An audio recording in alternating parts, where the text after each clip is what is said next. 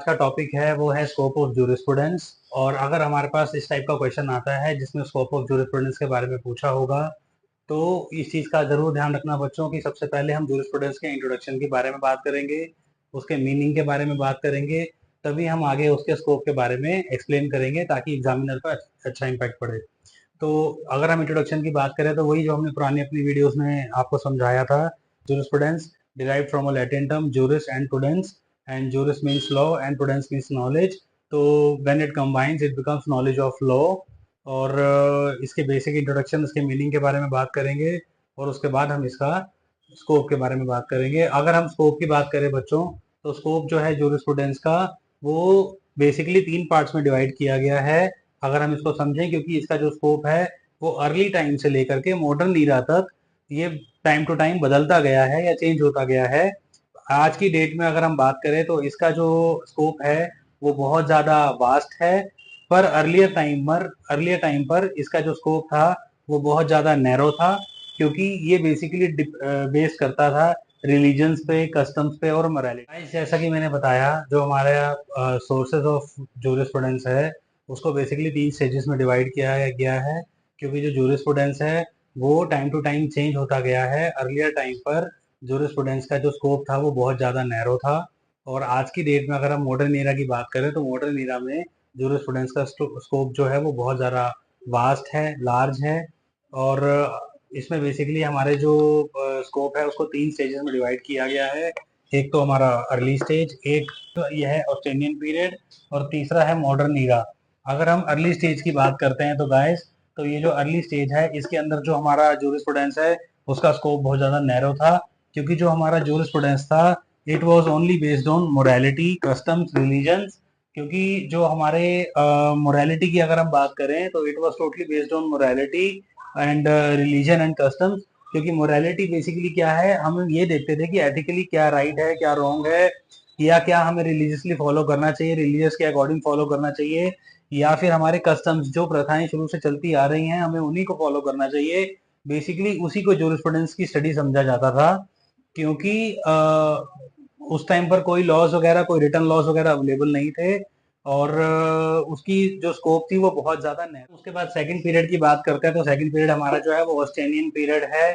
और ये जो हमारा सेकंड स्टेज है इसमें बेसिकली प्रोफेसर ऑस्टिन आए, और प्रोफेसर ऑस्टिन ने एक डेफिनेशन दी जिसको हम बेसिकली कमांड थ्योरी बोलते हैं, कि law is a command of sovereign. अगर हम ऑस्ट्रेलियन के टाइम की बात करें तो एक प्रोफेसर थे हमारे, जेरेमी बेंथम, जिन्होंने लॉ और मोरालिटी को डिफरेंशिएट किया था। और ये बहुत इंपॉर्टेंट टॉपिक है, क्योंकि इन्होंने, प्रोफेसर बेंथम ने लॉ और मोरालिटी बेसिकली ये बताया था कि लॉ और मोरालिटी दोनों अलग अलग चीजें हैं, दोनों एक चीजें नहीं हैं। अगर हम बात करते हैं अपने सेक्शन 497 की, इन केस ऑफ एडल्ट्री की अगर हम बात करते हैं, का बेसिकली मतलब होता है when there is a more than one marriage, तो उस बेसिकली ऑफेंस को एडल्ट्री बोला जाता है। लेकिन इसके अंदर उन्होंने हमें 2 कंपोनेंट्स के बारे में बताया। एक्सपोजिटोरियल का मतलब होता है व्हाट इज लॉ, और सेंसोरियल का मतलब होता है what ought to be the law, या लॉ कैसा होना चाहिए, what should be the law. तो उस केस में अगर हम पहले 497 सेक्शन 497 आईपीसी की बात करते हैं, तो एडल्ट्री का जो ऑफेंस है इसको अगर एथिकली देखा जाए तो ये इन केस में कि it should not be there, क्योंकि एथिकली ये, या अगर हम मॉरली बात करें तो मॉरली ये करेक्ट नहीं है।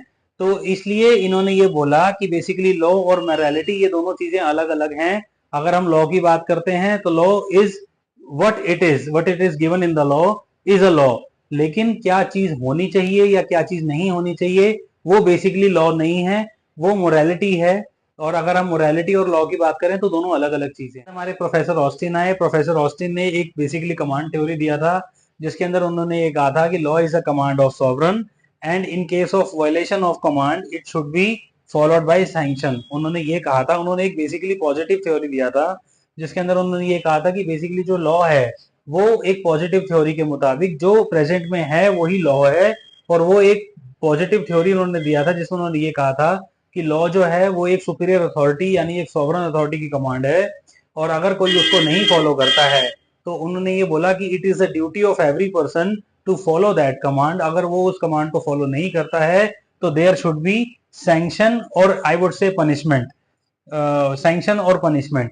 तो उस केस में ऑस्टिन को काफी चीजों में इनकी इस डेफिनेशन के लिए इनको काफी लोगों द्वारा क्रिटिसाइज, जैसे कि मैंने आपको बताया कि ऑस्टिन ने जब अपनी कमांड थ्योरी दी तो उसको काफी चीजों के लिए क्रिटिसाइज किया, क्योंकि ऑस्टिन ने ये बोला कि लॉ जो प्रेजेंट में है एक्चुअल में वही लॉ माना जाएगा, और जूरिस्प्रूडेंस खाली उसी की स्टडी के बारे में बताता है, और उसका स्कोप काफी लिमिटेड कर दिया।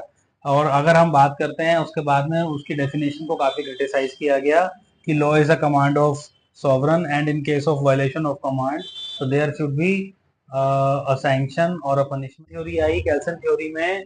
अगर हम बात करते हैं तो कैल्सन थ्योरी जो है, प्रोफेसर कैल्सन बेसिकली वो थे एक पॉजिटिविस्ट थे जिन्होंने प्योर थ्योरी ऑफ लॉ के बारे में बताया था। उन्होंने ये बोला कि कैल्सन ने ये कहा कि ये सिर्फ एक प्योर थ्योरी है ऑफ लॉ है, जिसमें उन्होंने मोरालिटी, कस्टम्स और रिलीजन और एथिक्स, उन्होंने ये बोला कि मोरालिटी, कस्टम, रिलीजन और एथिक्स जो है वो लॉ से बिल्कुल अलग होते हैं। लॉ वही है जो as it is, it is in pure form, और वो बिल्कुल प्योर है, उसको आप मोरालिटी, कस्टम, रिलीजन, एथिक्स से नहीं जोड़ सकते। Law is what it is and it is in a pure form, और वो प्योर है। अगर हम बात करें कैल्सन थ्योरी की तो बच्चों ये हम आपको फर्दर जो हमारे हिस्टोरिकल स्कूल्स हैं, एनालिटिकल स्कूल्स हैं, हम आपको उसके बारे में बेसिकली प्रोफेसर कैल्सन ने, प्रोफेसर ऑस्टिन ने और प्रोफेसर बैंथम ने, इन्होंने क्या किया कि बेसिकली जो हमारा स्कोप ऑफ जूरिस्प्रूडेंस था उसको बहुत लिमिटेड कर दिया। पहले तो उसका स्कोप बहुत ज्यादा नैरो था ही, बेसिकली इनकी डेफिनेशंस के बाद में उसका स्कोप बहुत हद तक लिमिटेड हो गया। लेकिन अगर हम बात करते हैं मॉडर्न ईरा की, तो मॉडर्न ईरा में बेसिकली दोस्तों ये जो हमारा स्कोप ऑफ जूरिस्प्रूडेंस है ये बहुत ज्यादा वास्ट है, बहुत ज्यादा वाइड है, और इसमें हम लोगों को बेसिकली आज की डेट में हमें बेसिक प्रिंसिपल्स के बारे में, काफी लॉज के, अदर लॉज के बेसिक प्रिंसिपल्स के बारे में बताता है, और हमें हेल्प करता है कि हम अपने राइट्स को, ड्यूटीज को, पोजेशंस को, लिबर्टी को और लाइबिलिटीज को, इनकी डेफिनेशंस बेसिकली हम समझें या जानें। क्योंकि अगर हमें यही नहीं पता होगा कि हमारी राइट्स क्या है, हमारी ड्यूटीज क्या है, हमारी लाइबिलिटीज क्या है, या फिर हमारी पोजेशन क्या है, या फिर ओनरशिप क्या है, तो हम इसकी मीनिंग्स को जब तक हम नहीं जानेंगे तो हम अपने ड्यूटीज और राइट्स वगैरह को कैसे समझ पाएंगे। और हमारे जो बाकी लॉज हैं जैसे कि आईपीसी, सीआरपीसी या फिर कॉन्स्टिट्यूशन लॉ, ये बेसिकली हमें बताते हैं कि हमारे राइट्स क्या हैं, हमारी ड्यूटीज क्या हैं। लेकिन जूरिस्प्रूडेंस हमें बताता है कि राइट की डेफिनेशन क्या है और ड्यूटीज की डेफिनेशन क्या है, उसके अलावा लाइबिलिटीज की डेफिनेशन क्या है, पोजेशन क्या है, ओनरशिप कितने काइंड्स की होती है, ये सब बेसिकली हमें जूरिस्प्रूडेंस बताता है मॉडर्न ईरा में।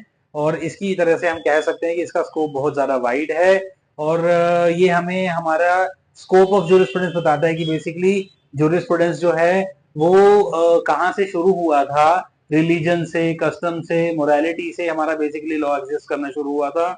उसके बाद अलग अलग प्रोफेसर आए, सबने अपने अपने अलग अलग विचारधाराएं रखी, और उसके बाद अगर हम आज मॉडर्न ईरा की बात करते हैं तो आज जजमेंट लॉ के थ्रू भी हमारा लॉ है, पार्लियामेंट के थ्रू भी है, लेजिस्लेटिव, बेसिकली जो हमारे लॉ, लेजिस्लेटिव अथॉरिटी जो हमारे लॉ बनाती है। और जो आपको पता ही है गाइस, जो जजेस हैं बेसिकली, जो कोर्ट में ऑर्डर्स वगैरह अब पास होते हैं वही बेसिकली फ्यूचर में लॉ बन जाते हैं।